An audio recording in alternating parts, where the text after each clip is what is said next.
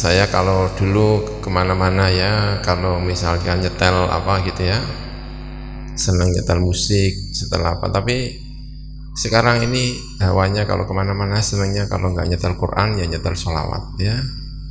Nggak tahu ya kenapa ya, mungkin umurnya sudah semakin tua ya. Kalau musik biasanya Umi Kulsum lagunya banyak cerita tentang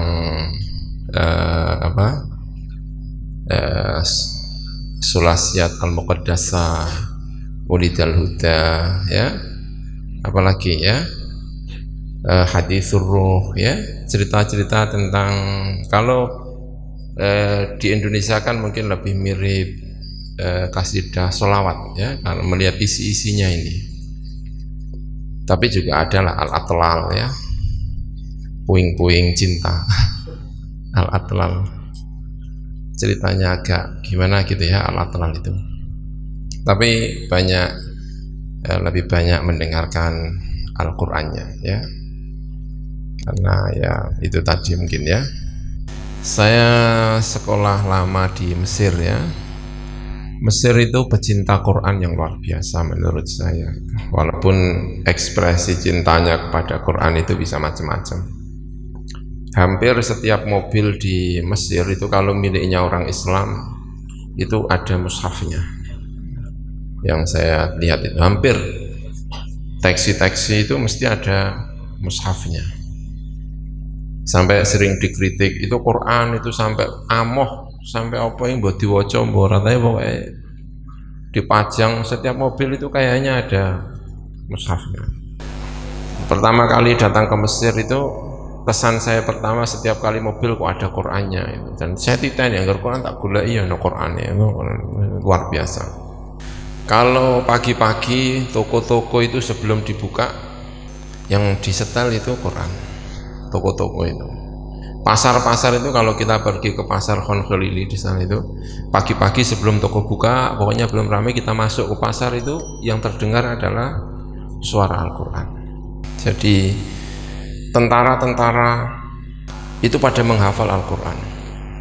Presidennya Anwar Sadat hafal Al-Quran, yang meski dia dibunuh oleh orang teroris karena dianggap pro liberalisme, tapi sebetulnya dia hafal Al-Quranul Karim. Jamal Abdul Nasir, ini cerita saja ya. Jamal Abdul Nasir itu presiden yang sangat sekuler.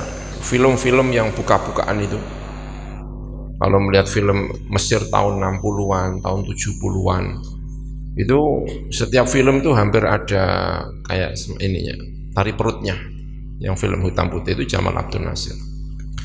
Tapi Jamal Abdul Nasir itu pula yang memerintahkan Al-Azhar agar memiliki Madinatul Bu'us, kota delegasi dari berbagai negara, agar ada perwakilannya di Mesir, dan itu ditempatkan padahal itu negara miskin, mungkin lebih miskin daripada Indonesia, tetapi mampu memberi beasiswa kepada seluruh warga negara asing, mencoba untuk ada perwakilannya dan ditempatkan di namanya Madinatul Bu'us, kota delegasi. Itu yang memerintahkan adalah Jamal Abdul Nasir.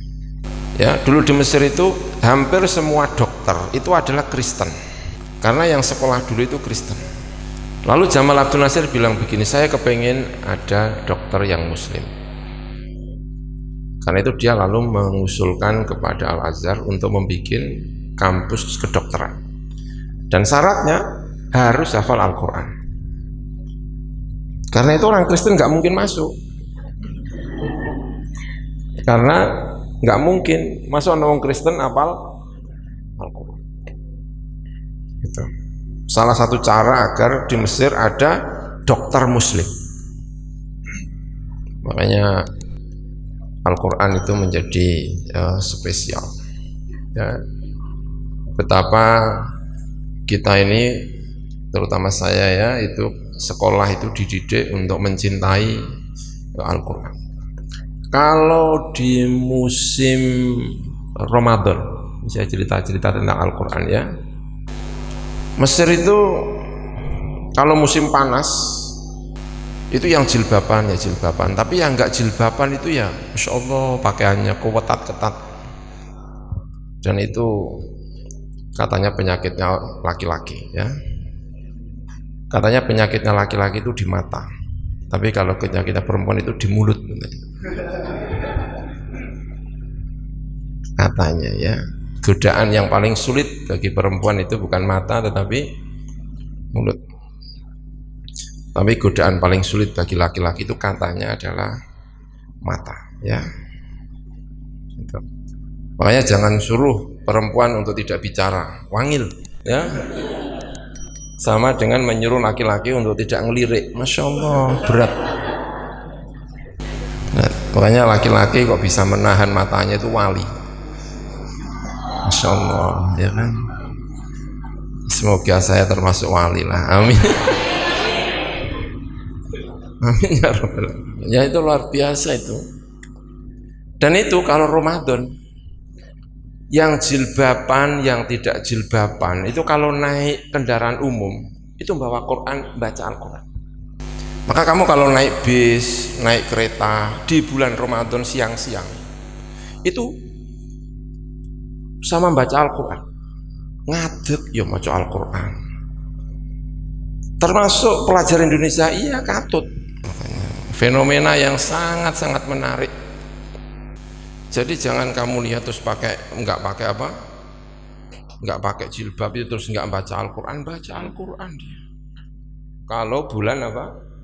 Ramadan. Masya Allah. Hampir semua menurut perkiraan saya itu punya target untuk menghatamkan Al-Quran. Kalau bulan Ramadan, Syahrul Quran. Makanya sangat-sangat mencintai Al-Quran, itu luar biasa.